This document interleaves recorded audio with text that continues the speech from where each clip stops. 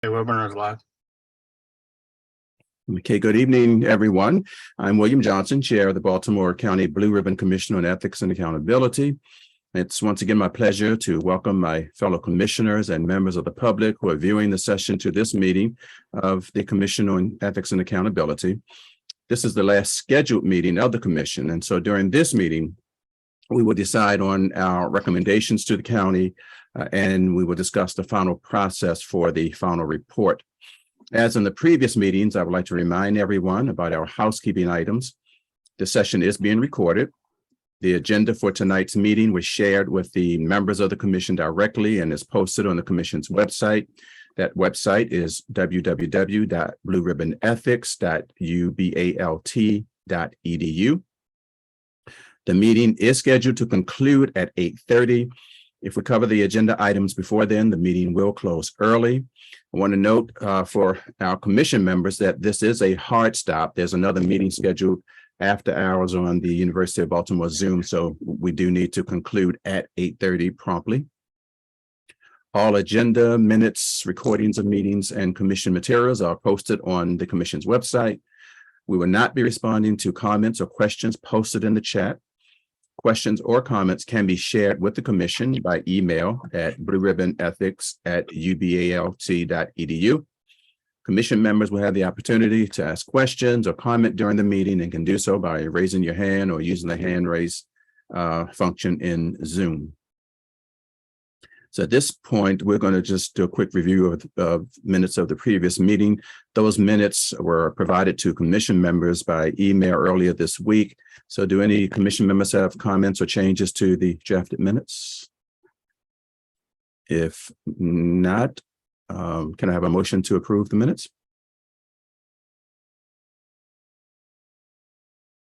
Motion to approve. Okay, and a second? Second. Thank you. So the minutes are approved as distributed. And so, as you know, we submitted our interim report to County Executive Olszewski and County Council President Jones last month, and they were pleased with the report and said they look forward to the recommendations in the final report. We've drafted or discussed rather draft language for those recommendations in our last several meetings. There were a handful of topic areas for which we did not have language for the draft recommendations as of our last meeting. And so at the last meeting, the subcommittees were asked to supply draft language for us to discuss at this meeting. And so we will now review each of those recommendations. And we're going to start with the topics that we did not discuss at the last meeting, and then move into the ones where we had general consensus on the recommendations at our previous meetings. I also want to encourage all of the commission members to think about the language of the recommendations. And if you have concerns about the wording, please voice those issues. However, I suggest that we focus mostly on the substance of the recommendation, and we can leave any wordsmithing for later. And our editors, of course, from UB will help us with that. At the end of our discussion, we will vote on including all of the recommendations as a whole in the final report. And so with that, we're going to go ahead and I'm going to ask Ann if you would pull up the PowerPoint. And we also note that the agenda that was posted yesterday had OIG staffing as the first item, but we're going to discuss that later in the list because it fits more naturally after our recommendation on the Ethics Commission. And so we will start with reimbursement of employee legal expenses, but we will eventually get back to the OIG staffing issue. So let's go ahead and get started with this one. The commission recommends against adopting a policy that would allow the county to reimburse personal legal expenses incurred in connection with an OIG investigation. The commission recommend, I'm sorry. Thank you. Wait 1 second, I have a technical problem. Let me get out and back in. Okay, sure. Mr. Chair, while they're doing that, I just wanted to make a comment for the benefit of anyone who might be listening that some of these recommendations, obviously, they don't have context in the way that we're looking at them here. We know the context, and people should be assured that there will be context in the report, meaning some background, et cetera, et cetera. some of these recommendations are probably lengthy. Others, like the one we just saw, are very quick because there's sort of yes or no questions. But there will be, I expect, sort of a what is this issue about, sort of, preview for each of these, at least of some length, correct? That's correct. That's correct. There is going to be background information for each recommendation in the report. Thank you. Okay, I'm ready now. Okay. Okay, so we'll start again. And you're not in slideshow. Did you want to be in slideshow? Or do you need to keep it this way? I'm actually typing it. So Sure, this go is and fine. type. This is fine. Okay. So the commission recommends against adopting a policy that would allow the county to reimburse personal legal expenses incurred in connection with an OIG investigation. So that's the draft language for this recommendation. I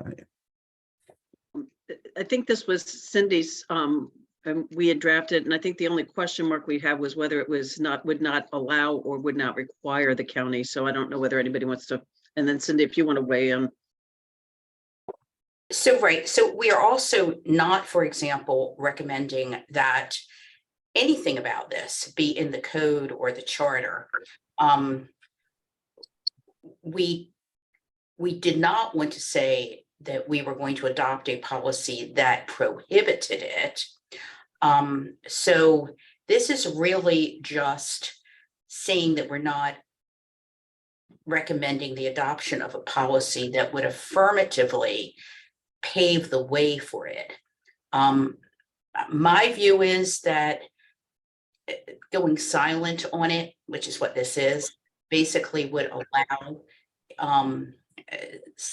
would allow the county council or some other vehicle to do something in an unusual situation. But overall, we were deciding, we basically declined to do what some had suggested, which was to have an actual kind of procedure in place for people to obtain reimbursement. And Go ahead, Cap. yeah, I forget on raising hands. I apologize. And I did the No final, problem.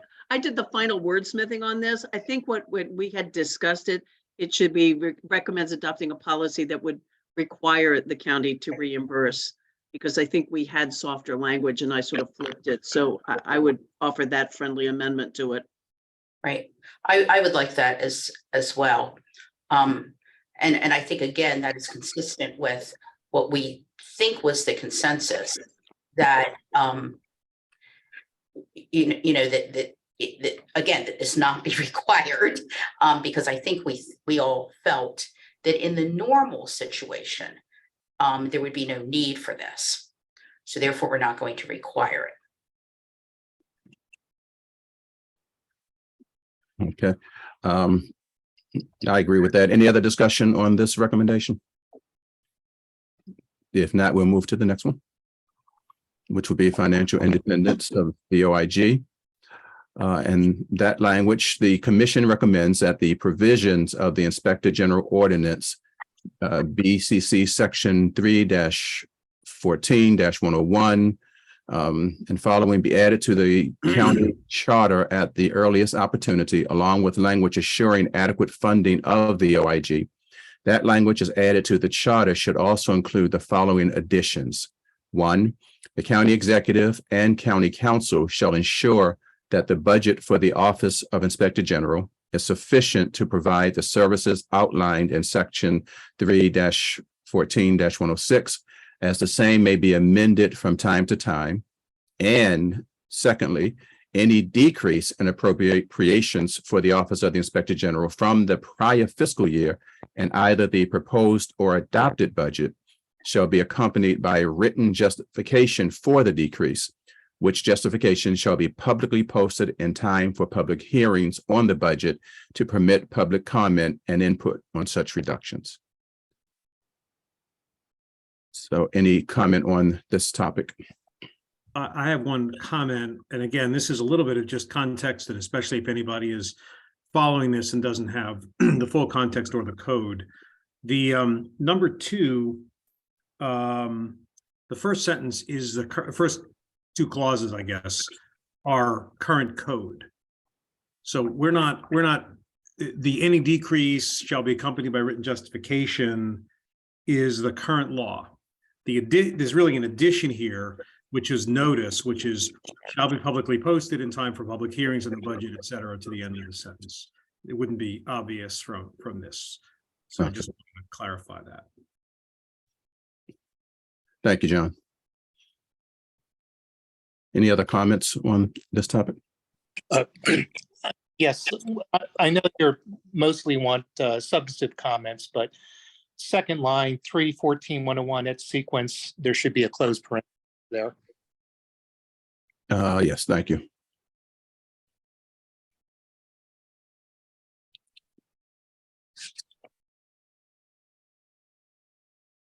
Okay.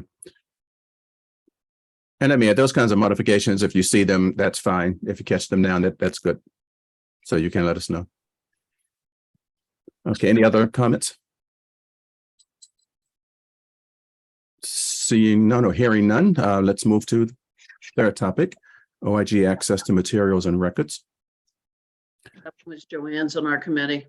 Okay, so I'll go ahead and read it, and then Joanne, you can open us with comments. The commission recommends that the OIG have direct access to government records / materials whenever possible. In instances where the OIG is unable to have direct access due to statutory, are we taking that word out? We're removing contractual, or is that added? I'm sorry. And that was being added We're adding to address the Okay. memorandum, police memorandum of understanding. Okay, so let me go back to, in instances where the OIG is unable to have direct access due to statutory, contractual, or regulatory barriers, requests for production should be directed through OIT or a relevant agency head. OIG requests for production of material shall be maintained in confidence by OIT or agency staff, except to the limited extent required to obtain and produce the requested materials. The commission recommends that memoranda of understanding be developed between the OIG and OIT and other county agencies to formalize policies concerning record production. These should include protocols for access, preservation of documents, confidentiality of requests for information, and any limitations on re-disclosure of requested materials. Yeah, I can jump in. I think this one's pretty straightforward. The IG already explained that she has access to records right now, but she has to go through OIT in order to get them. So we wanted to remove that unnecessary barrier. I think she was the one that told us that there might be instances where she directly, even with that access, won't be able to get all the materials. So in those instances, she is working with OIT, other relevant parties. We wanted to make sure her records request, that it's just not, how would I say, triggering some type of alert system or anything like that. So anytime she or the person in the role is requesting records, that should be done in confidence. Only the relevant parties should be made aware that those materials are being accessed. And obviously we want to make sure that all parties are protected, right? So the MOU and just making sure that there's a clear process for preserving, and in some cases maybe destroying, any records that she has accessed once the investigation is over. Yeah, so again, giving her unlimited access to what she needs, but putting some security parameters around it, around the handling of the materials that she's actually getting. Okay. Thanks, Joanne. Any other comments? Hearing none, we will move to the next item, which is draft report notification and response period. And so we'll look at the first part, which is slide 1, and then go to the second slide if there are no comments on this first part.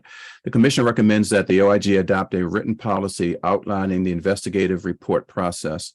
Although the commission recognizes that a process currently exists, a written protocol will ensure all appropriate staff have a clear understanding of the timeline once a draft report is shared.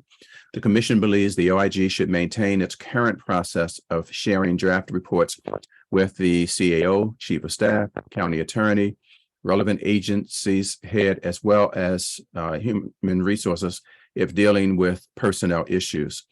The CAO is given 30 days to respond unless additional time is requested and granted for a good cause. The response is intended to allow the CAO to request corrections to the report, to provide additional information relevant to the OIG inquiry, or to request that the OIG conduct additional investigations. The OIG maintains the discretion to either finalize its report as drafted or continue its investigation. So we'll stop there. This was mine too. I think the second half is where a lot of the discussion is going to come in, but Okay. I think the first section is clear. We want there to be clear, a process exists, but it should be on paper so that all parties understand it. When the draft comes to me, here's how much time I have to respond and so forth. The IG told us that she already was sharing these documents with all of these parties and with agency heads and HR if needed. So we want her to continue that.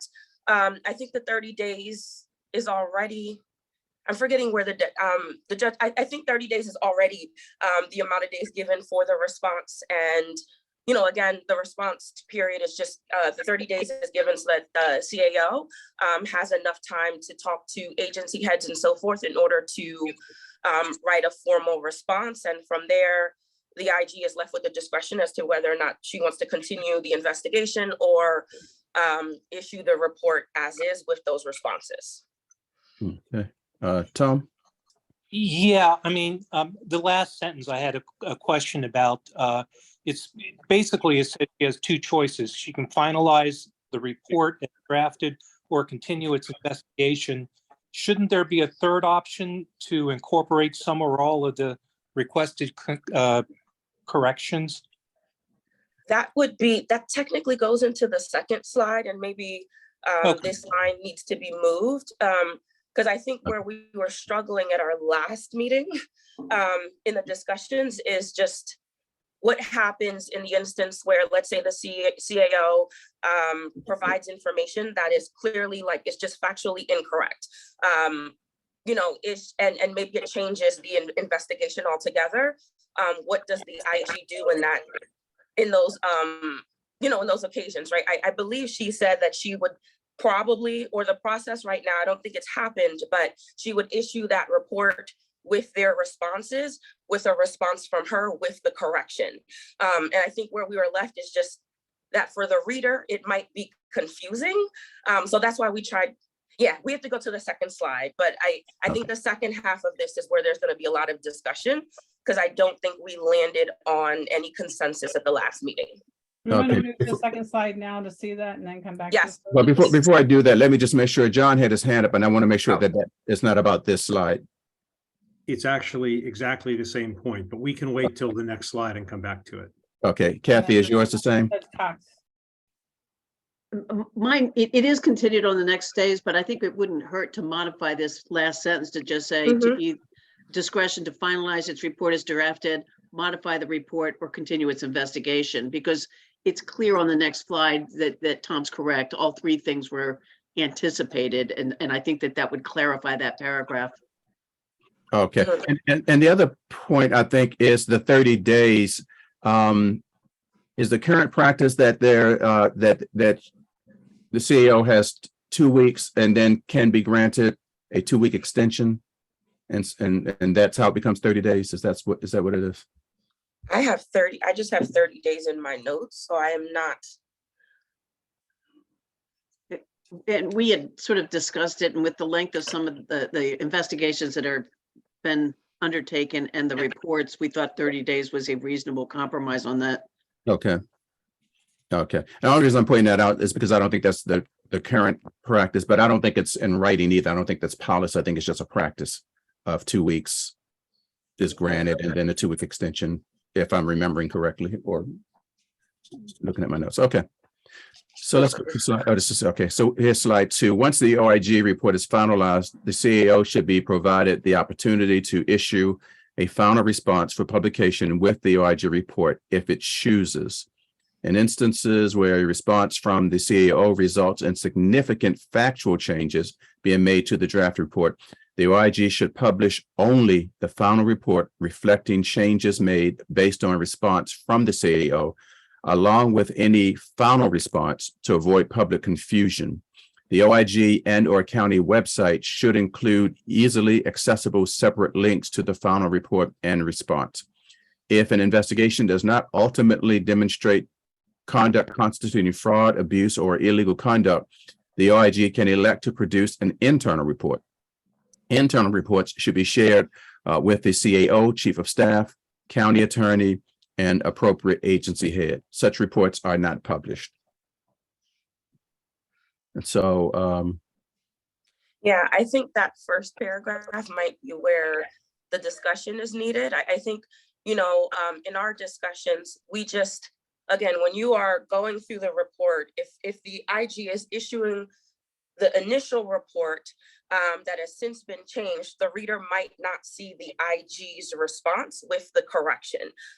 So I think it makes sense to issue the either corrected report or no report at all if necessary. But I think this is where we need to have a discussion, because I think we were all over the place our last meeting. And I know the IG, I don't want to speak for her, but it did seem like she wanted to keep with her current system of releasing the initial report as the final report with all of the responses, including a correction from her if that's needed. okay. So I see both Tom and John with your hands raised, so. I'm sorry, I You thought. didn't do that. Okay, okay, so John, There- Yeah, I don't have any problem with this. I think this is where we ended up as a group. I'd be happy to talk it through with people. I do have one question, which is really on the prior slide. You needn't go back to it, but is that draft report, is the rule, the law, the implication, the practice, whatever, that the draft report only goes to those people and nowhere else, that it's essentially embargoed or confidential? And if so, do we need to say that? Is it discoverable in some way? Because the whole point of the additional step that you've recommended is to avoid the release of an interim report that has a gross error in it. It's no reflection on the IG's office today or anything, but it's just some gross error in it that it just bears correction. I think the counterbalance is that you correctly said the OIG maintains the discretion to finalize the report as drafted, modified, or continue, meaning if they say, look, we can argue about this all you want, CAO, but this is our view and we're publishing it, they have to have the unfettered right to publish it. But if they've done something that for whatever reason, they're like, oh my God, we just didn't realize that. I don't know what that would be. I'm just theorizing. I'd want to make sure that report is internal. So it's a combination of what is the practice and also whether our recommendation ought to be explicit by adding a word, sharing draft reports in confidence with, or something appropriate in those lines. I mean, I don't see harm in adding the in confidence with. I think it's already done in confidence, and since this is a draft report that is not meant to be published, and she's only sharing it with those specific parties. But I do think we can make it clear so that they are, the people that are receiving the document aren't also maybe sharing it. But my assumption is that it's done in confidence already, but I don't think I've read anything that makes that explicitly clear. Well, it would also mean, again, we don't want to get in the weeds. We tried to say that, but if this recommendation is implemented, presumably since there is no sort of draft report, final report concept now, the IG would have to adopt a protocol, maybe a legend or something on the draft report that says draft report confidential, not to be shared, only whatever, or something like that, just to administratively implement that. Because the whole point of this thing is just to make sure that a report is not issued that is just patently wrong based upon a mistake of fact in particular, right? And if it can be corrected, then there's really no point in going in sort of having a whole report out there that then has to be, retracted or modified.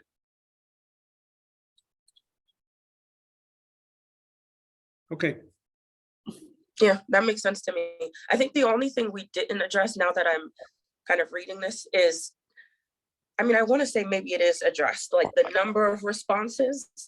Ideally, I guess this process would help avoid like multiple responses from the report. Yeah, so never mind. Okay. Any further discussion on this topic?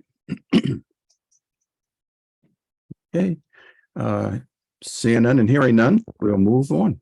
Thank you. And so we move to oversight of the OIG and accountability mechanisms.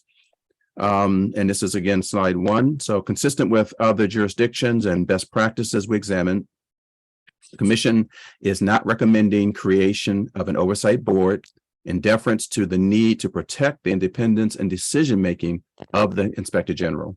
However, the commission recognizes that the Inspector General cannot and should not be immune from complaints which do not necessarily rise to the level of potential termination or which could, in rare instances, eventually lead to potential termination pursuant to the county code. We have been advised by the Office of Law that since the Inspector General and Inspector General staff are county employees, they are subject to the county's HR disciplinary procedures. It is not within our scope or capacity to review the county's HR process, but so long as an equitable HR process is available to address such complaints, the commission believes that the existing HR procedures and remedies should apply. The commission does recommend that the county code be amended to make explicit that the Inspector General and Inspector General staff are subject to the HR process and that complaints may be filed pursuant to that process so that they do not reside merely, I'm sorry, I think it's to an end that it shouldn't be there, reside merely in a policy manual. So I think that first N should be removed. Which is published solely by the Inspector General and subject to change in his or her discretion. Importantly, regardless of the HR process, we do not recommend changes to the statutory requirements for removal of the Inspector General. So that's slide 1. Any comment on that slide before we go to slide 2? That's it.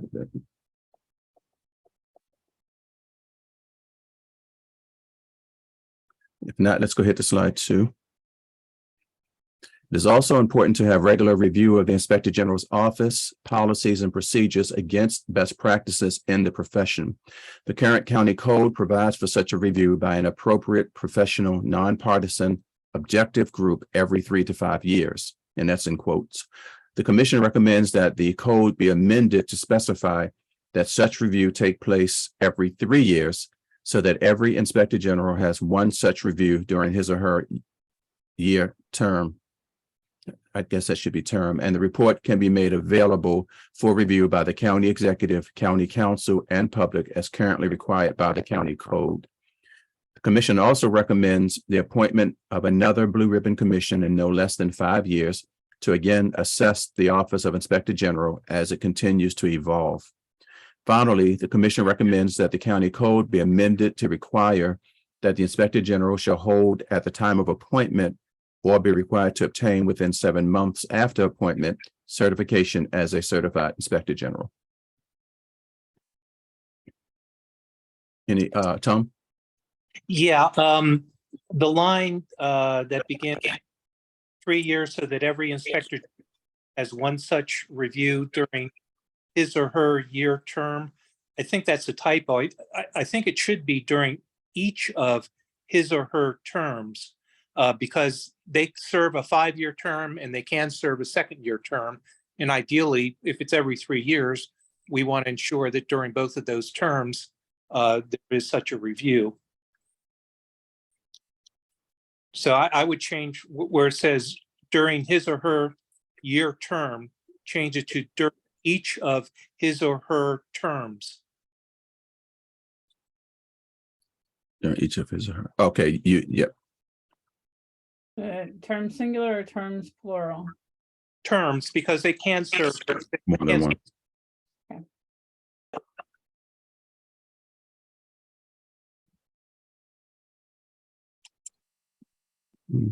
Okay. Any other comments on this section? Okay, seeing none and hearing none, we move to the next topic. Well, can I request something? Can I Yes. request something slightly out of order because it'll be easier to go back to it now? Absolutely. If you go back, not on this slide, not on this topic, but the last prior one, the reports. the second slide of that. In the top of that, where it says, in instances where a response from the CIO results in, we have significant factual changes. Can I make again a friendly amendment? Take the word significant out because we don't want to be debating what's significant and what's not, just factual changes. Just, it's just a clarity point that someone was suggested, if nobody has a problem with that. Thanks. Well, Judge, I mean, arguably, it's just, isn't it really just changes? I mean. Yep. It's, I mean, it's just a process, right? I think you're right. I think you're right. I mean, whatever the changes are, you're going to publish the final report. That's correct. I think that just makes it cleaner. Thank you. I think we keep saying factual because factual is what we imagine is a change, is an issue that could cause the report to be changed as opposed to legal issues and so on and so on. But so I think we keep saying factual, but for this purpose, I think it's really just if you change it, publish the final one and not the draft. Agreed. Thanks. Sure. Great, thank you both. Okay, so this topic is ethical climate in Baltimore County, promotion of and assessment of ethical climate in Baltimore County government. The commission recommends that the ethical climate survey should be conducted by an external body at regular fixed intervals. Any discussion needed here? Okay, seeing and hearing none, then we move to the next topic. Written policies and procedures for the OIG.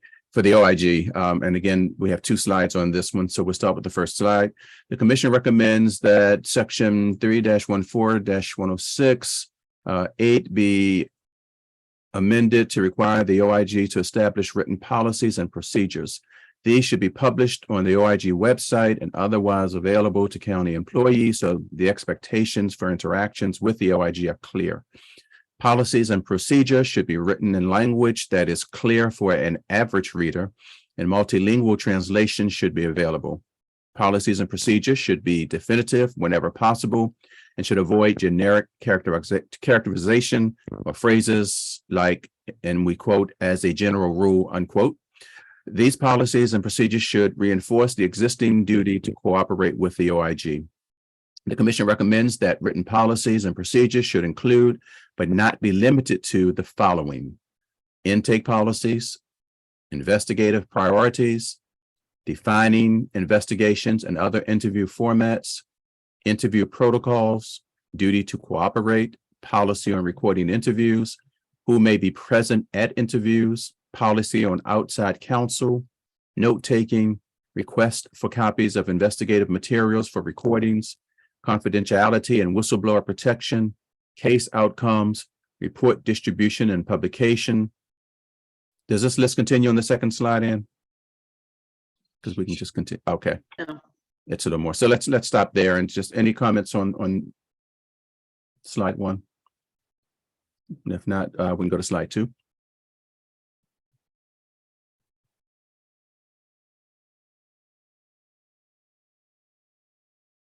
Okay, the commission is not dictating specific policies and procedures. However, the lack of clear and consistent expectations, particularly with respect to investigative interviews, undermines trust and confidence in OIG operations. Similarly, the commission believes the OIG should adopt a written protocol that establishes its investigative priorities, similar to that employed by the Baltimore City OIG. The commission received requests for comment about several specific practices. Those include: 1, protocols for meetings with OIG staff. The commission believes the OIG should clarify distinctions it makes between investigative interviews and other informal interactions to obtain background information or input. The subject of an investigative interview should know in advance that an interview is being scheduled, so they may familiarize themselves with the practices for those interviews. 2, policy on recording interviews. The current OIG procedural manual states, and we're quoting, as a general rule, interviews of witnesses are to be recorded, end quote. The commission supports this practice, as recording interviews is consistent with best practices. The commission suggests the policy should be stated definitively as: investigative interviews will be recording Okay, investigative interviews will be recorded. I think that should be unless consent to record is withheld or recording is unavailable. In those instances, the interview will proceed with contemporaneous notes taken. 3, request to record by subject. The commission concurs with the policy of the OIG to deny requests by an interviewee to record an investigative interview. The presence of an outside recording may undermine a legitimate investigative purpose. 4, request for copies of recordings or interview notes. Similarly, the commission finds that the policy of the OIG to deny requests for copies of recordings or interview notes serves to promote legitimate investigative purposes. So comment on this section. Can I just give sort of a kind of a lead in as this came out of our committee? I think we've struggled the most to figure out how to strike the balance between answering questions that were specifically put to us or that came up in multiple discussions and not appearing to dictate how policy should be drafted by the OIG. So our intent in this is to say you need written policies and procedures. They need to be published and available, and they specifically should address topics that are of concern for people who are being interviewed in an investigative setting. That's why we just commented specifically on a couple of the things that came up repeatedly in those sections. But the overarching goal is to have written policies and procedures that are not generic, but are specific and give people guidance, whatever the policies are that the OIG chooses to adopt. Okay. Thank you for that background, Kathy. Are there any other comments with regard to this topic? No? Okay, hearing none and seeing none, we can move on. So this is placement of the Ethics Commission. The commission recommends that Baltimore County separate the Ethics Commission from the OIG and hire a new executive director for the Ethics Commission. The new executive director should assess the additional staffing needs of the Ethics Commission, if any, and request additional staffing. The commission further recommends that ethics trainings continue to be conducted by the Ethics Commission, but that the OIG prepare materials and/or make presentations regarding the function and operations of the OIG as a component of that training. Note, the separation of the OIG from the Ethics Commission will require amendments of ordinances that identify the IG as the executive director of the Ethics Commission. For example, Baltimore County Code of Ordinances, Section 3-14-104 should be amended to read, the Inspector General shall supervise the operations of the Office of Inspector General, including the hiring, direction, and discharge of all Office of the Inspector General staff members in accordance with the county personnel laws. And deleting existing language stating that the IG shall also serve as the executive director of the Ethics Commission. In addition, Section 3-3-1004 D1 should be amended to read, the Ethics Commission shall be headed by an executive director appointed by the county executive and confirmed by the county council. So any discussion on this section?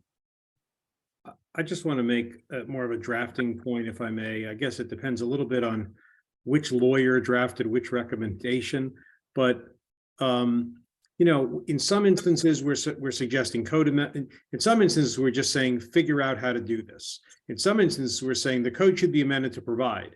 In some instances we're saying the code should be amended as follows, period, quote. And I just, at some point, you know, I would ask the staff to kind of go through and just, we should come up with, you know, we don't have to do the same thing in every case, but I think it would be useful for people to just take a look at that to make sure that we're not, you know, we're not sort of doing it arbitrarily in different sections. So, you know, it doesn't change the, you know, the item doesn't change my view. I do support the recommendation, but I just make that note if I may. Okay, thank you, John. And I think what I noticed the flow is that where the recommendation obviously affects code, then, you know, we're suggesting some language change to the code, and where it's more of a generic recommendation that may or may not, you know, be put in code, then we're leaving it up to other bodies. I mean, that's the way I kind of see it, but I understand your point. I did not go back, Mr. Chair, and look at that. I mean, that's a totally reasonable filter or triage device. If that's the case, then we should just make sure we're applying it consistently. And frankly, if there's a section where we want to amend the code, but we haven't said how, then one of us should just draft a proposed amendment. It doesn't mean that that amendment will get adopted. It's going to have to go through the council, go through the law department. It's got to meet the syntax of the existing code and charter. But I just would like us to be consistent. So if you just let us know, and if there are, if there are items where we're doing that, but we're not consistent, then, I'm happy to take a shot at drafting some language if it's helpful. Okay, we'll let you know as we go through it. Thanks, John. Okay, and there may be some training language, some other training language on the next slide. Is that correct? So, Yeah. okay, and so I think we're going to need to kind of go back and forth between that first slide and this slide with regards to the training language.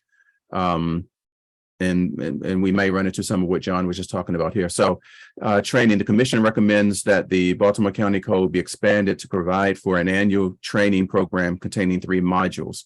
One module provided by the Ethics Commission pursuant to the current provisions of the Baltimore County Code, Section 7-1-203A, to be conducted similarly as it has in the past. 2, one module to be provided by the Ethics Commission regarding the lobbying provisions of the Baltimore County Code pursuant to the provisions of Section 7-1-203B, to be conducted similarly as it has in the past. And 3, a new 3rd module to be provided by the OIG about its functions and procedures, how to report fraud, waste, and abuse, the OIG's investigative duties, and the duty of county employees and elected officials to cooperate in investigations. So this section here was mine. It looks like both subcommittees were addressing overlapping issues. So it appears that the first page that we just saw was from the structural subcommittee. And then the second page that you just had on, if you just advance for a moment, was from the procedures subcommittee that I was on. So I can address what we did here.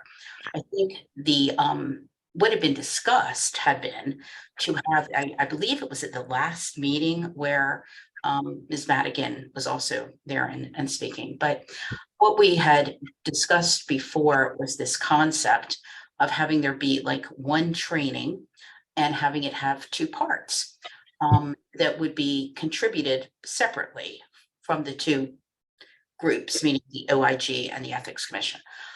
When we went to try to draft in our subcommittee, I realized that as doing it that way left out a piece, which is that right now under the code, the Ethics Commission, through the executive director, does an ethics training to public officials and elected public officials, which are subject to the main part of the ethics code. Public officials will be all employees, well, with a couple of exceptions, but mainly most employees, the vast majority of employees, plus some but not all boards and commissions. However, there is another part in the ethics code, which is Title VII, which has to do not with employees and such, but rather with lobbying. These are these rules have to do with lobbyists needing to register and needing to register every year and needing to understand what their restrictions are. Lobbyists, just like public officials, i.e. employees, have to go through a training every year, but it's a different training. The 2 things are different and they're not even the same groups of people. So therefore, when we went to draft this, we didn't simply say one module for the Ethics Commission, one module for the OIG, but rather stuck in this additional one about lobbying. I think that if you ignore the fact for a moment that we have this extra one about lobbying in the middle, I think the concept of what we have here is very similar to what you see in the preceding page with the yellow highlighting, except that this has more I guess more detail.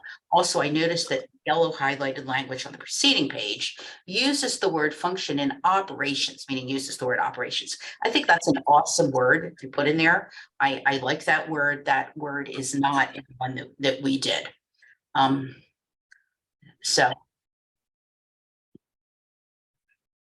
Yeah, I guess that's about all I need to say. Okay.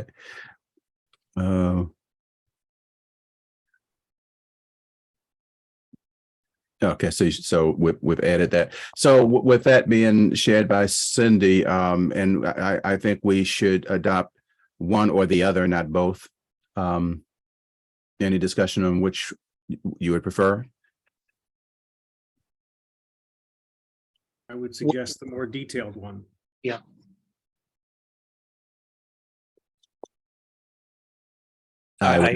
Sure. Yes. Okay. And I agree also. Anyone have a problem with that, with adopting the second? I don't have a problem with it. I do have a comment about to be conducted similarly as it has in the past. With the change in technology, I think we are really making it, we're limiting this and putting it in a place and time because technology changes all the time. So maybe we don't want it conducted similarly as it has been in the past, unless we clarify what that means. Okay. Well, I was trying to make that be pretty open to give you some context.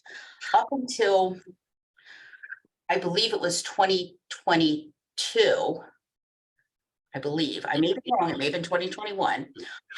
This ethics training was conducted by having people in groups go and attend a meeting where you would sit in a room and there'd be a PowerPoint up, in the front, and somebody be giving you a speech and would ask you questions, ask your fans, do you think this or that? That got modified after Ms. Madigan became the executive director to be instead an online ethics training. So now what happens is in the beginning of January, this just happened, I think about a week ago, everybody who needs to do this. I'm sorry, that's not right. That's a different thing I'm talking about. It's still the case that every year, and this ethics training is done on an online basis. And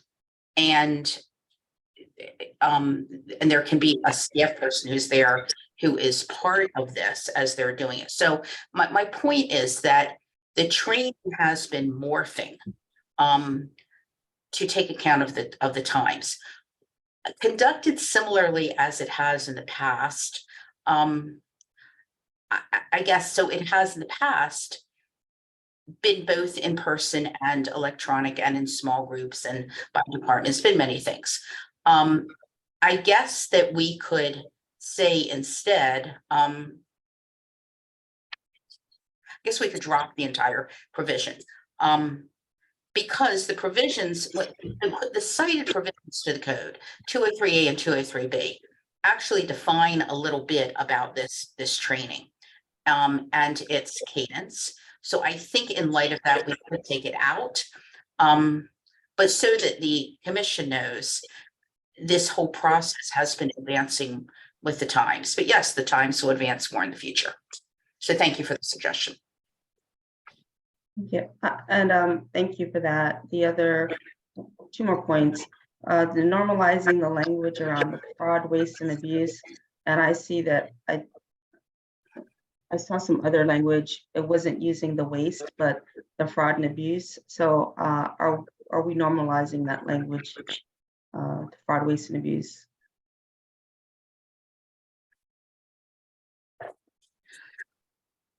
I think we discussed that a little bit. Judge, do you want to address this? I feel like you may have mentioned something about that. I think we too have noticed that it is separately stated, but I believe that Judge Cox mentioned that she saw it was actually in the statute using two different groups of words. Do you recall that? The statute actually has fraud, waste, and illegal acts. And I'm trying to, I tried to make us, and this goes back to John's point earlier about consistency. I think we should be sorry for the background noise. We should be consistent in which terminology we're using and track the language unless we're recommending it be changed. And I don't think any of us have contemplated a change, but we should consistently quote the language of the statute.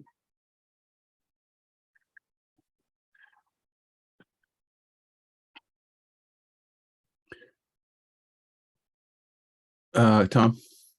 Yeah, I just want to make sure I understand what we're doing with the, page 1 and page 2. If we adopt the language of the second page, that will replace the second paragraph, but the first paragraph and the note will remain. I think that's what we're doing, but I just want to make sure that's right. That's correct. Okay, thank you.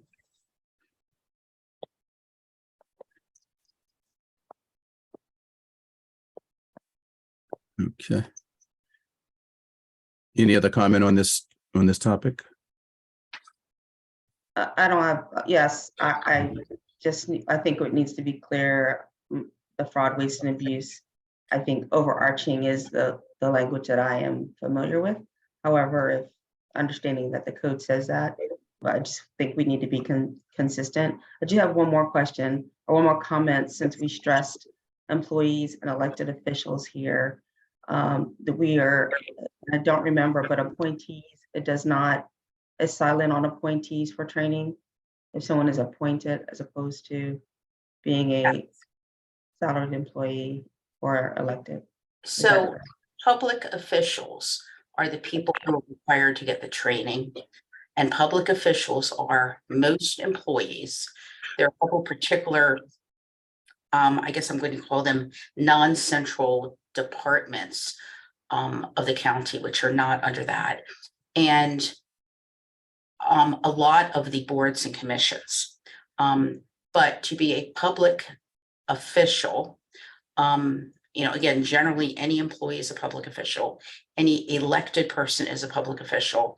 If they are appointed, they are employed.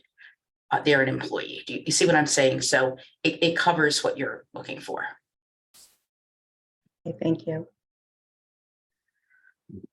Okay. And I agree with Janine that the phrase fraud, waste and abuse is kind of a term of art, if you will, for that industry. For most OIGs, they're usually covering fraud, waste and abuse. But if it's not in the code and we're not trying to make, changes to the code, then we do want the language to be consistent with the code. Yeah, Tom? Yeah, the first time we had Inspector Madigan testify, I brought up that point that, usually it's abuse and they have illegal conduct, or I can't remember. But I said, is there any distinction between the two? And she says they've been interpreted to be there was, as far as she knows, there was no intent to alter from what's normal. Well, and I mean, if people feel that way, perhaps the fix is to just recommend that the code be amended to say fraud, waste, and abuse, since it is sort of it's not like you can look to legislative history and see if there was an intent to make it something different. I seriously doubt that there was. I think it tracked other language in other statutes. So, maybe that's the easiest way to just clarify that we're all talking about the same thing. I would agree with that. That makes sense. Okay.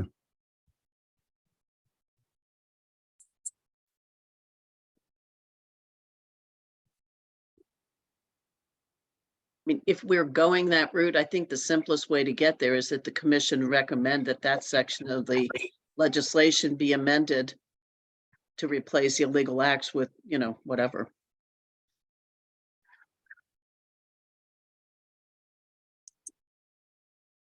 Okay.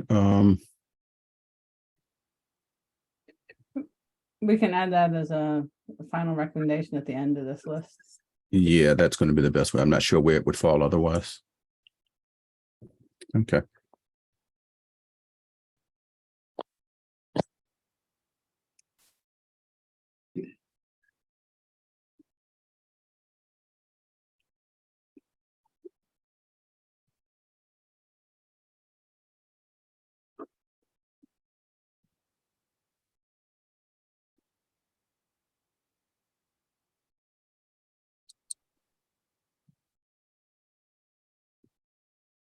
Are we done with this then? I believe so. Any other comment? Okay, good. Yeah, we can move to the next one, which would be staffing, which is, the commission recommends that the OIG and the Ethics Commission should be sufficiently staffed to perform the functions and provide the services outlined in section 3-14-106 IG and section 7-1-201 Ethics Commission, and to otherwise comply with best practices. Any comment on this section? Tom, is your hand up? Yeah. Yes, yeah. This is probably just me, but where it says parentheses, IG, close parentheses, I would allow Inspector General, because the first time I was reading it, I thought it was 3-14-106. That was a thing that followed by subsections. Okay.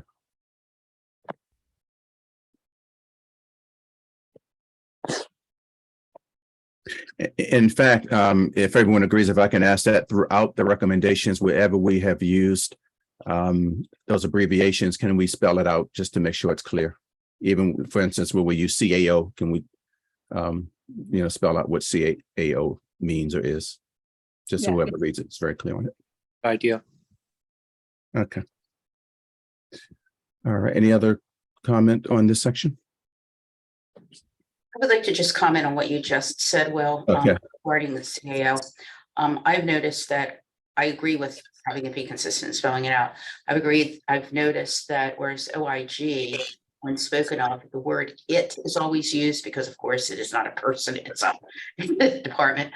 But with the administrative officer, who is a human being, I've seen a couple times where the word it is referred to there as though it is a department. So I think that should be consistent to that.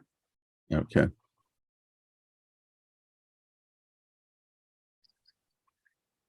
Okay, I'm sure Ann has made note of that for us as well. Thank you. I did, I was writing it down. Okay. Okay, other comments? If none, we'll move to the next topic. Access to independent legal counsel for the for the OIG, I'm sorry. The commission recommends that independent legal counsel be provided to the Office of Inspector General when necessary to avoid a conflict of interest for the county's Office of Law, which would otherwise represent the Office of Inspector General. The independent counsel should be outside counsel promptly procured by the county according to its normal processes and procedures, and the cost should be assumed by the county with no reduction in the OIG budget unless allowance or reserve has previously been made in the OIG budget. Either the county attorney or the Inspector General should have the right to determine when a preclusive conflict exists, such that independent counsel must be retained. Comments on this section? Tom? Yeah, second line where it says to avoid a conflict of interest for the county's Office of Law, was that should that be with? Tom, my language, and I'm open to any suggestion. I assume that it's really it's the lawyer's conflict, right? It's the county Office of Law can't represent them because, and to me, that was a conflict for them, not a conflict with them. But I'm happy to, if that's not clear to you or you have a better suggestion, go right ahead. I'm fine with it as is. I mean, it's not a conflict between the OIG Right. and the county. It's a conflict under the Maryland rules for lawyers in the county's Office of Law. No, I understand. I think you're right. Thank you. Yep. Okay. If there are no other comments on this section, we can move on. Okay, so we have OIG scope of responsibility. The commission recommends that Baltimore County maintain the current division of responsibility with the Office of Inspector General maintaining the responsibility for investigations only and the audit function remaining separate from the OIG. Any comments on this section?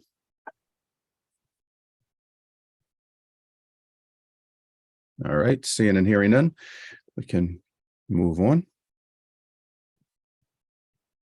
Communication about new investigations.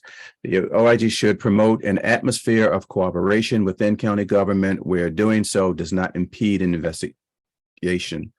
The commission recommends that the OIG not be obligated to notify supervisors or agency heads before conducting interviews. The OIG should consider whether to share information concerning an investigative referral with county leadership to help secure cooperation and assistance within a group and to ensure that information relevant to the investigation is received by the OIG. However, the decision whether to share information rests within the sound discretion of the OIG. The commission believes policies that would require the OIG to clear interviews in advance or schedule through agency heads would undermine the independence of the OIG. Any comment there? I would, I would remove the word sound in the third line, last line there, sound discretion. I just, you know, Within the discretion, we said yes. discretion elsewhere, and we can refine it if we want to, but I'm not sure what sound is.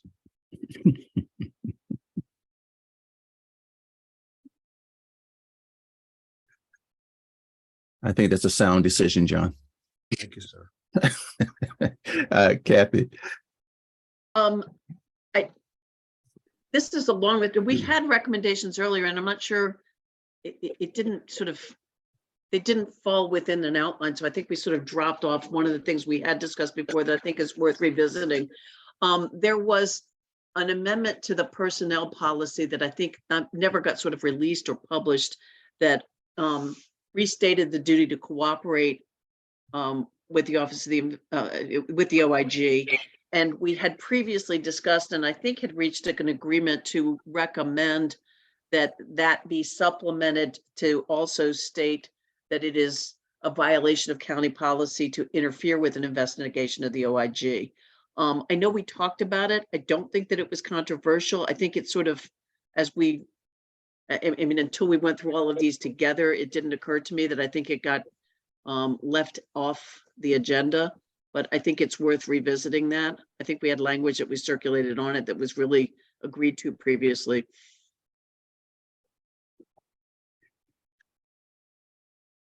okay, do you think that would fall under here? I think you're right. That would be prudent to include that. Would this be the best place to recommend that language? I think it goes naturally with this topic. I know we had drafted some stuff earlier, and I can certainly circulate it with the final version of this, but I think it does fit nicely in this topic. It didn't occur to me until we're sitting here that it had somehow drifted. Okay. Any other thoughts on that? Does anyone have a problem with adding that language in this section? Okay. Yes, go ahead. I'm sorry. Me? Yes, I'm sorry. Before we move off of this page, it looks to me like we now have two instances of the word "the" before the word "discretion" where the edit was made.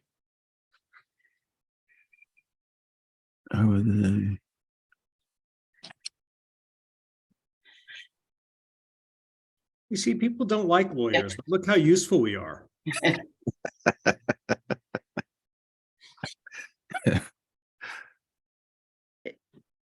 So down In the red red edit, there's the and we added a the. You're right. Oh, yes. Okay. Yes, I see.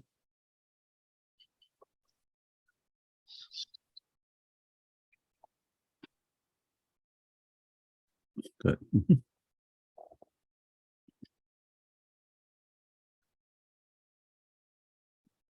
Okay, any other changes or any other comment? Okay, let's keep moving down the track to the next one. OIG subpoena authority and waiting period.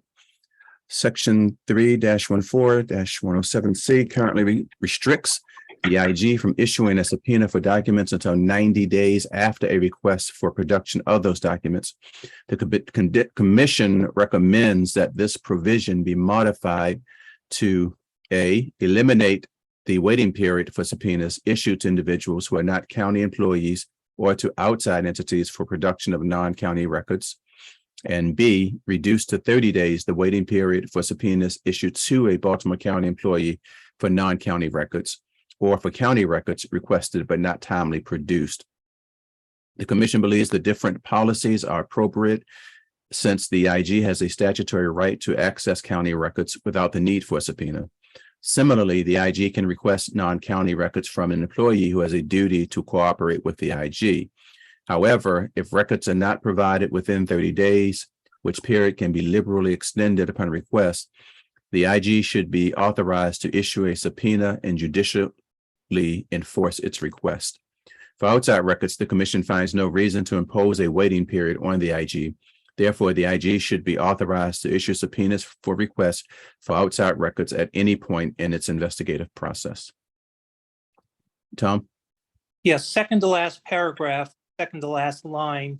However, if records are not provided within 30 days, which period can be legally expended upon request, I was thinking we should put in which period, comma, in the discretion of the IG, comma, be liberally extended upon request to make clear that she's not, because it can kind of read like, you know, if someone makes a request for an extension, they need to, it's self-actuates and it'll be done, even if the IG thinks it would, impair her ability to complete the investigation.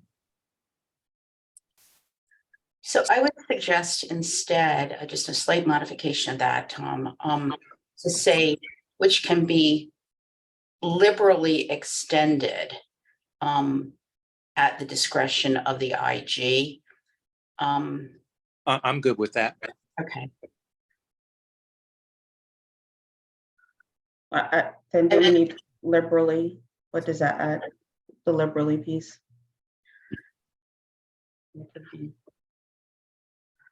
Yeah, that was my question, is whether we need liberally in there or just can be extended?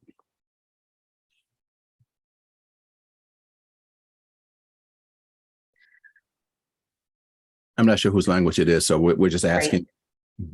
Okay, so I think the background of that was that we wanted it, we wanted to be conveying that in an appropriate circumstance, it should be extended liberally as for as much as was needed, as opposed to just a small extension. And also that the decision about whether to do this, one should be liberal in allowing extensions whenever it looks possible and looks needed.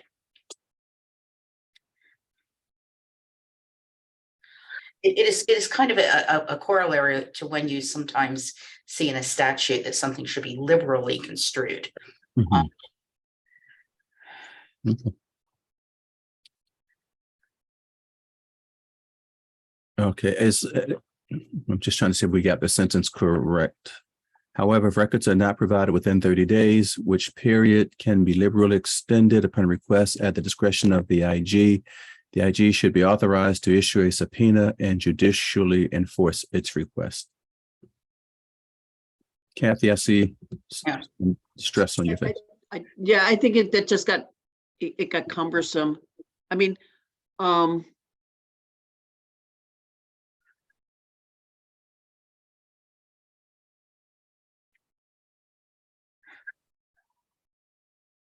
it maybe just can be liberally extended upon request to the IG. And because the last phrase of that is sort of a different thought, and then just leave this last part as a separate sentence. Mhm.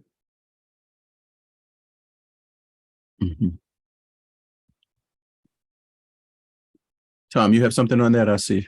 Yeah, I was going to say, I on you the judge comments somewhere in that sentence. I think the words "in the discretion of the OIG" should be. Second, I would remove the word liberally.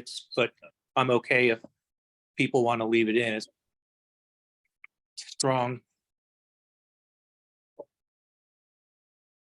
And maybe the easiest way to do this, if records are not provided within 30 days, the IG is authorized to issue a subpoena, which can be judicially enforced. Requests for extension of the 30-day period can be made to the IG, you know. You can put that as a separate thought on whether it's liberal or not. I don't really. Not hung up on that.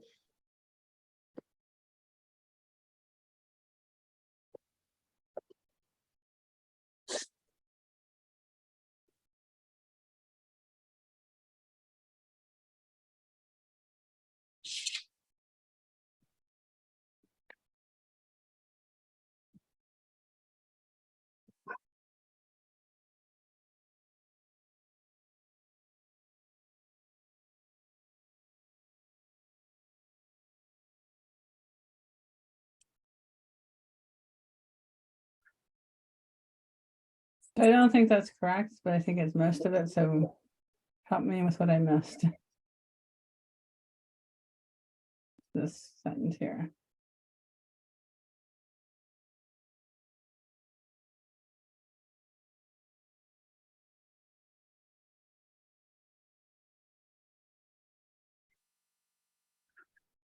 Can it issue a subpoena for records, comma, which subpoena can be judicially enforced?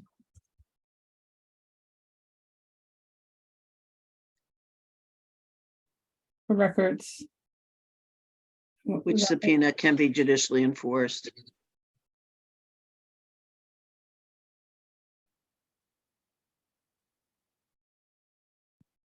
No, which subpoena can be judicially enforced? And if, I mean, if you want, I mean, I'm happy to just play with the language a little bit afterwards to, I think we all agree on the concept. It's just making it clear. Right. And I think, I'm assuming that we were taking out the two sentences at the end of the paragraph above where that has just been written. But not only that, this new sentence, I think, needs to be part of the same paragraph, because this is a section regarding, you know, employees, internal subpoenas. And this is kind of the whole. So if we have this, if records are not provided within 30 days, if we have that is standing by itself, it could lead us back to thinking that that means that that applies to external as well, which was the whole point. It was for convenience, so I could see what I was writing. It wasn't intentional to make a separate statement. Okay. There's another thing I'd like to say about this provision, because we've talked about having consistency when referring to the Inspector General and OIG, and just so that there is just make sure we're all aligned on this. Speaking about not the OIG, but the IG. In other words, it is the IG now who has the right to subpoena, not the staff of the IG. In other words, not the OIG. It's the IG that has that it's a very precious right, carries with it all kinds of responsibilities. And so we wrote this in our committee with an eye toward it would continue to be the IG who can issue a subpoena as opposed to the OIG.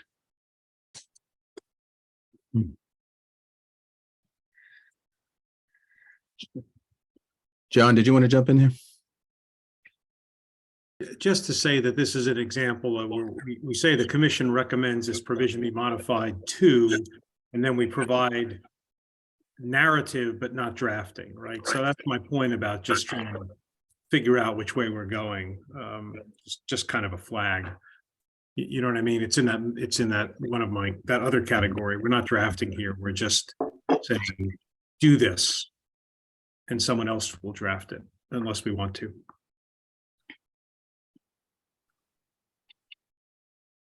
Okay. Kathy? There was just a chat comment to me was where we say non-county records. While it was, I think, clear to us what we're talking about, it's probably clear to say records not maintained by Baltimore County. So we're talking about things that the county can't produce or not internal to the county.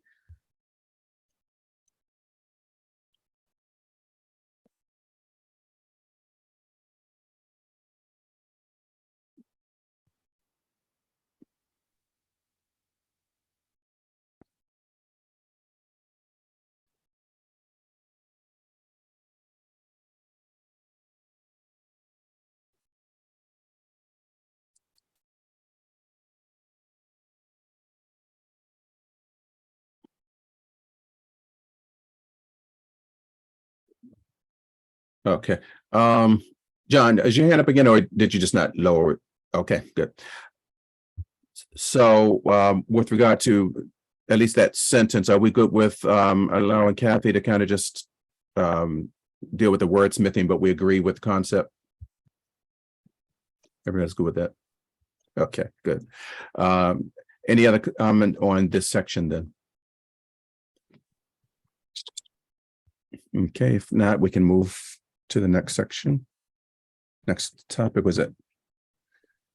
It was just that last recommendation Okay, came up about changing the code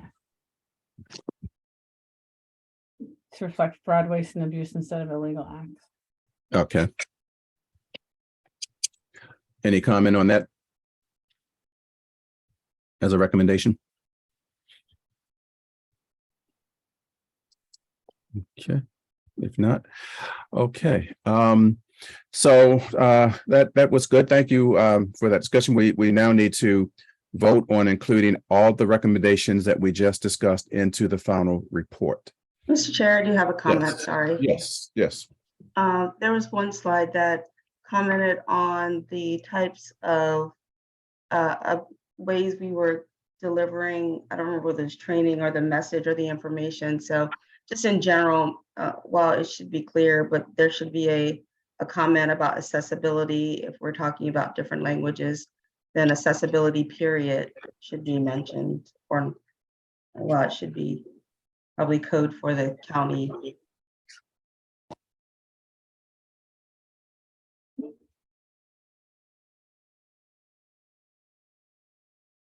And overall for any accessibility for the information or for training, I don't.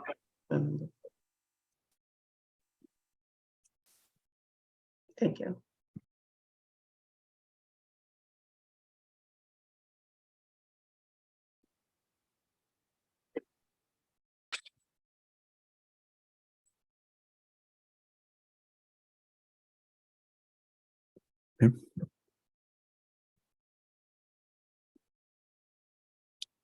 Okay, any other comments or concerns with regard to any of the topics or any of the slides?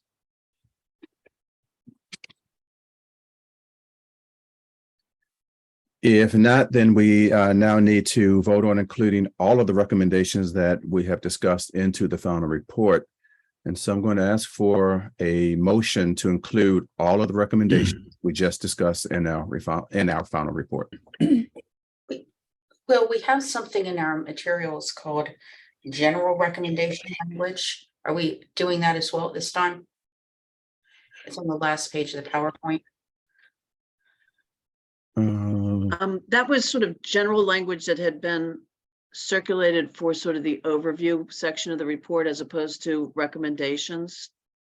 So, I mean, I think it came with our recommendations, so it was in the version of this that got circulated, but I think it was just sort of for the final edit of the report. So, the one other thing though, while I'm saying this, and I don't know that Ann has gotten it or could pull it up, that other recommendation that we discussed that I said we had language on, I pulled it up and emailed it to Ann, so I don't know if she can access Okay. it Let me put see it if up. I can get it. Because if we can, then we don't have to go back to that later. Wait 1 second, I'll pull it up.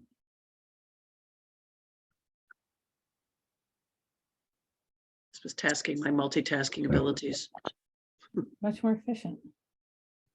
No, not that one. Yeah, the We're other. getting there. There we go. That is.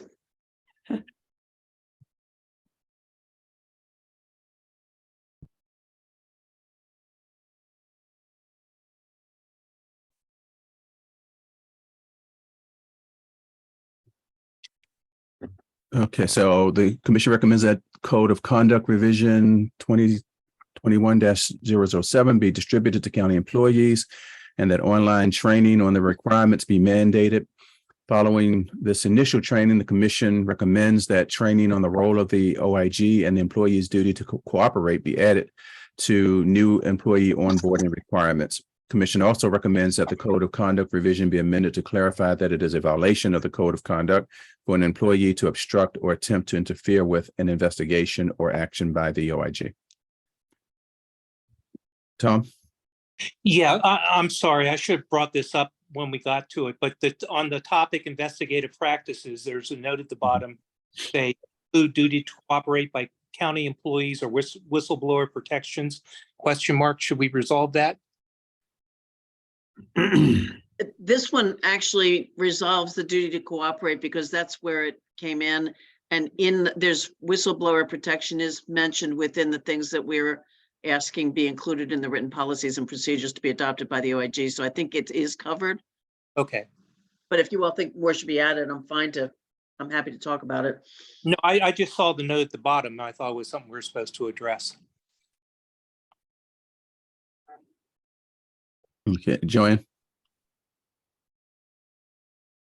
Did we ever make a decision on whether or not we wanted to enshrine the OIG's like office and independence into its county charter? I don't think that fell under any specific committee, but it sounded like when it came up, there was interest. It's there in the financial independence, which is like Oh. page.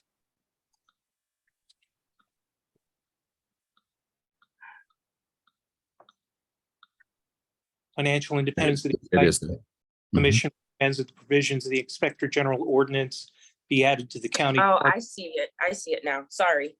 That's okay. Sorry. No, Okay, no problem. thank you. Yeah. No, it's better to be sure, so it's good to ask. So thank you. I could see how that is a separate item potentially. It is kind of buried in there. I mean, so I think there might be this is a drafting thing. I think it might be a separate recommendation. You know, like, for example, you'd have something that says commission recommends it be added to the charter. And then you'd have a slide called financial independence, and you would say, in addition to what is putting the current stuff in the charter or whatever the amount of stuff is appropriate. And again, I have to defer to, Mhm. county attorney or somebody. I mean, I can't imagine, the Baltimore County every charter is different. Some are very constitutional, some are very statutory, but, so I have to defer to someone else, but I think you can get to the financial independence slide and say, when we are putting whatever we're putting in the charter, we should certainly include this thing about financial independence.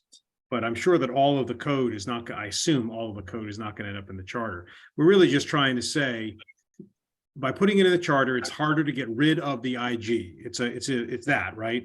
And therefore you should put in the charter only the things that sort of you need to put in there, if I were doing it, to sort of make sure that happens.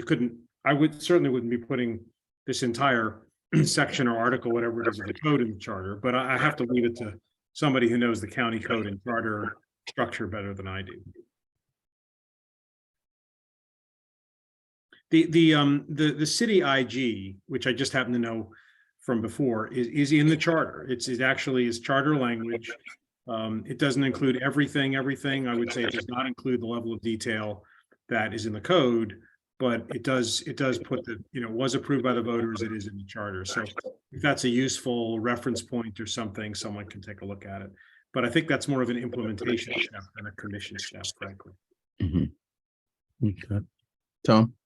Yeah, I was just going to say, when I was looking at this, I looked at the Baltimore County Charter, and I was surprised how detailed it is. And I don't think there's anything that's in the statute that could not be moved to the charter. So that's why I added as the provision, Inspector General will be added to the county charter. I have to admit, Tom, I did not go back and look at it as closely as you did with that question in mind. And I did not go, I didn't go back to sort of see how neatly it would fit in or how much it would sort of be a square peg in a round hole in the charter, but I'm fine substantively with either outcome. Yeah, and I think Baltimore Cities has more detail because again, they had to, it had to go to the ballot in order for them to create that initial board that they had that oversaw the IG's office. So I think that's why there's more detail in there. IG's office technically, or things having to do with IG's office have technically been on the ballot twice now in the city.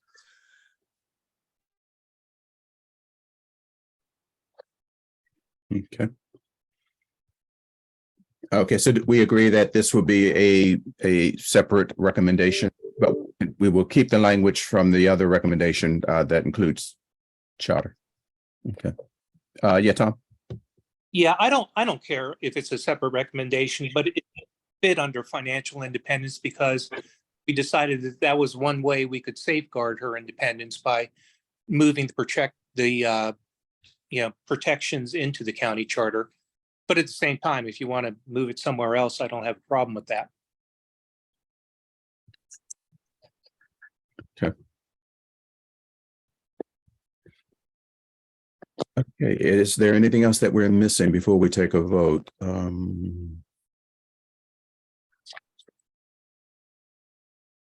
So that general recommendation language, did we deal with that at all, or is imperative?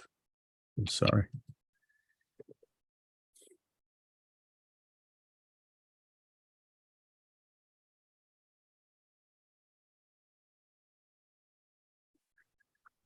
Okay, so that language, Kathy, the general, that fell under general recommendation language, we're saying that's not a recommendation per se, it's more just some general guiding principles that. We had talked about just sort of some guiding principles in the Right. kind of executive summary, so it was a suggestion for language we might want to put there. But there were others floating around, so I don't think it was a vote on recommendation. Thank you, though. Yes, okay. Okay, so do we have a readiness to vote on recommendation? And if we do, then can I have a motion to include all of the recommendations that we just discussed in our final report?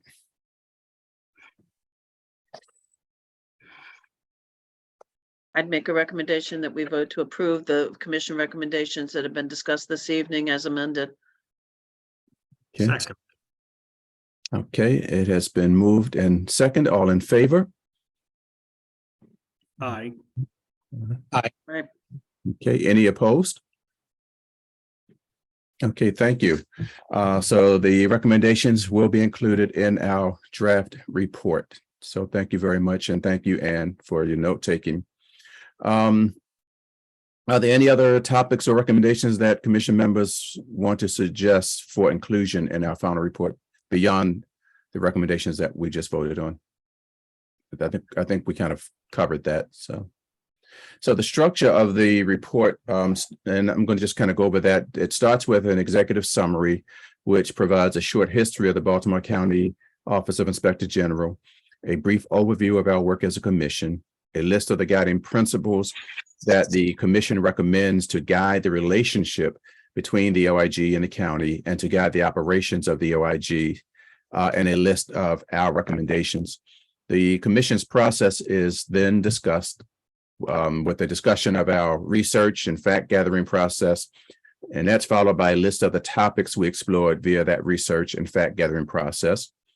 Finally, the topic areas are each discussed with a short history, and that's what you were asking about earlier, John, with the short history of the topic and relevant information that the commission learned, followed by the recommendation. These sections were based on the discussions we have held at our public meetings. The report concludes with appendices of the executive orders issued by the county relevant to this commission and the agendas of our meetings. And so, are there any questions about the report itself? If not, okay. And as we take a look at it, if there are any edits that kind of come to mind, you can email those to me. But we have cleared the substance of the recommendations, and so that is the meat of our work. Do any commission members have any other commission business to discuss? No, sir, but I assume that there will be a period of review of a final formatted report for us to, make comments. I mean, I expect we will not be making substantive changes. I don't know but just in terms of edits and so on, there'll be an opportunity for us to do that. Text edits and grammatical stuff and so on. Yes, my understanding is that UB is going to kind of pull all of that together for us, and then we will have that opportunity to just see the draft, so we'll have an idea of what it looks like. And if you have any edits, you can send those to us. Again, it wouldn't be substantive. Yeah, But if you catch something, yeah, we do want to make sure that we're doing that. Make sure that I have everything that we needed to cover tonight. And then the PowerPoint from tonight will not be available because since we simply haven't provided the PowerPoints previously, and so we want to remain consistent with that. So any other questions? I mean, obviously, we'll all be tracking on our end, but I guess, are you going to keep us updated on next steps, like, you know, when the council reviews it, whether or not a bill is introduced? Yes, we will. We have to present it, of course, to the county executive and council chairperson. And I think we have to do that. I think it's February, I want to say 16th. Don't quote me on the date, but Okay. it's this month that we have to give that to them. So yeah, so each step along the way, we'll let you know what we've done. And then to the extent that we receive feedback from the county with what they've done with it, then we'll make sure that members of the commission also are made aware. Okay. And let me just do this. And you've been a great help. And Sarah, is there anything that we're missing before we end tonight? Just one quick comment. There was something on the agenda about investigative practices. And I just wanted to note that that was actually included under the written policies and procedures discussion. Correct. Yes. Thank you. There, it's not, wasn't. Yeah. So we did cover it. Yeah. We just moved it. Yes. So thank you. Okay. So then that being said, on behalf of the County Executive Olszewski and the citizens of Baltimore County, I again thank the members of the commission for volunteering your time and your expertise and a lot of sacrifices you guys made to carry out this important work. And also want to thank everyone who spoke with the commission, both in the public meetings and the subcommittee discussions, or who otherwise provided any information to us. People have been very passionate on all sides of this issue, and we really appreciate all of the comments and the information supplied to us, even by the public. It really helped us tremendously get through this process. And so thank you guys again. Thank you, Ann and Sarah, and your team as well for helping us. Again, this was our last public meeting. We will forward any information to you about where things go from here. And so with that, can I get a motion to adjourn? I move that we adjourn. Okay. May I have a second? Second, with our thanks for your leadership. Thank you. Thank you. Thank you, Mr. Chairman. It's been an honor. Thank you. And thank you Absolutely. to our subcommittee chairs too. It's been Yes. great working with Cindy Thank you and all. Judge Cox. It certainly has been. It's been my honor to work with all of you as well. And so thank you. Thank you. So with that, then the meeting is adjourned. Have a good evening. All right.